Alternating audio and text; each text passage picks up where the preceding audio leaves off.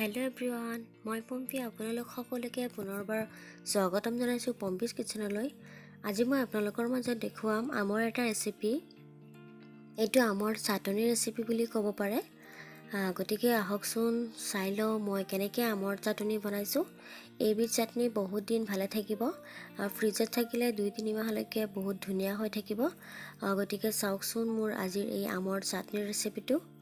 মই এনেকুৱাকৈ 2টা আম লৈ লৈছোঁ, ভালদৰে ধুই লৈছোঁ আৰু এনেকুৱাকৈ বাকলি গুচাই লৈছোঁ আৰু গ্ৰেটাৰৰ মিহি ফুটাৰে মই এনেদৰে গ্ৰেট কৰি লৈছোঁ গোটেইখিনি। বেলেগ এখন কেৰাহী মই বহাই দিছোঁ। কেৰাহীত মই অকণমান তেল দি দিছোঁ আৰু দি দিছোঁ পাঁচফোৰণ আৰু এটা শুকান জলকীয়া। এই শুকান জলকীয়া আৰু পাঁচফোৰণখিনি মই প্ৰথমতে লৰাই 2 মিনিটমান টাইম ভাজি ল'ম ল' ফ্লেমত।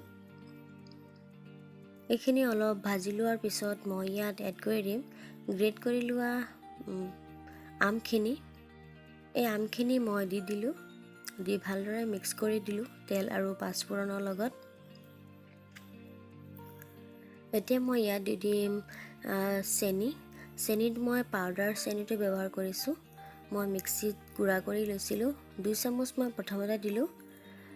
সোৱাদ অনুসৰি মই আৰু অলপ এড কৰিব পাৰোঁ পিছত। চেনিখিনি দি মই ভালদৰে মিক্স কৰি দিলোঁ।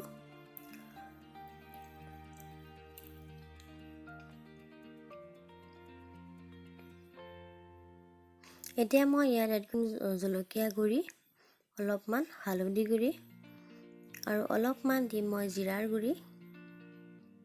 মই কমকৈ দিছোঁ যিহেতু মই চাটনি অলপ কমকৈ বনাইছোঁ। আৰু সোৱাদ অনুসৰি ইয়াত মই দি দিছোঁ নিমখ।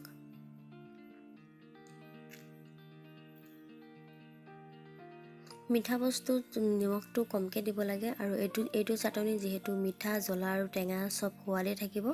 আৰু দি দিছোঁ মই ভজা ধনিয়া গুড়ি আৰু মই দিছোঁ চাট মছলাৰ গুড়ি।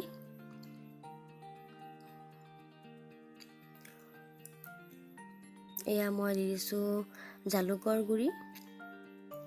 এই গোটেইখিনি দি মই ধুনীয়াকৈ লৰাই দিছোঁ আমখিনিৰ লগত যাতে ভালদৰে মিলি যায়। আমখিনিৰ লগত যাতে ভালদৰে মিক্স হৈ যায়। গতিকে এতিয়া এইখিনি মই ধুনীয়াকৈ ল' ফ্লেমতে ভাজি থাকিম।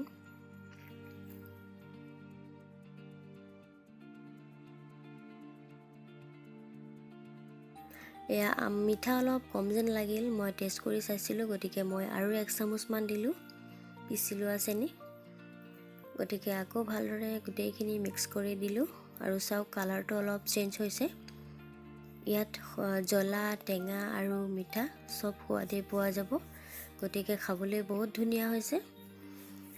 এনেদৰে মই প্ৰায় 6-7 মিনিটমান টাইম ল' ফ্লেমতে হ'বলৈ দিছোঁ। অনবৰতে মই লৰাই আছোঁ যাতে তলফালে লাগি নধৰে। আৰু অৱশেষত মই দি দিলোঁ ইয়াত আধা চামুচমান হ'ব ডাঙৰ চামুচেৰে ভিনেগাৰখিনি দিলে আচাৰ বহু দিনলৈ ভালে থাকে আৰু খাবলৈও ভাল লাগে। গতিকে ভিনেগাৰখিনি দি মই এতিয়া গেছৰ ফ্লেমটো অফ কৰি দিম। ভালদৰে মিক্স কৰি দিছোঁ যিহেতু। হৈ গৈছে চাটনিখিনি।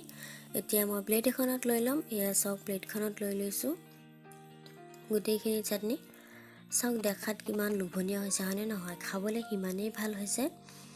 মই অলপ খাইছোঁ লগে লগে। গতিকে এইখিনি বহুত দিন ভালেই থাকিব আৰু বেছিকৈ মই যিহেতু বনোৱা নাই, সপ্তাহ 10 দিনৰ ভিতৰত শেষ হৈ যাব। কিন্তু আপোনালোকে বেছিকৈ বনাই ফ্ৰিজত বহুত দিন ভালে ৰখাকৈ ৰাখিব পাৰিব আৰু মাজে মাজে ৰ'দত দিলে সেইখিনিও ভাল হৈ থাকিব। যদিহে ভিডিঅ'টো চাই ভাল পাইছে লাইক কৰি দিব, কমেণ্ট কৰি জনাব কেনেকুৱা লাগিছে। আৰু মোৰ চেনেলটো অনুগ্ৰহ কৰি ছাবস্ক্ৰাইব কৰি লগতে বেল বাটনটো প্ৰেছ কৰি অল কৰি দিব যাতে মই যিমানখিনি ভিডিঅ' দিওঁ আপুনি সকলোৰে আগত চাব পাৰে। তেনেহ'লে বেলেগ ভিডিঅ'ৰ সৈতে আকৌ লগ পাম। আজিলৈ এইখিনিয়েই। গোটেইখিনি ভিডিঅ' চোৱাৰ বাবে আপোনালৈ বহুত বহুত ধন্যবাদ থাকিল। আজিলৈ বাই বাই, থেংক ইউ।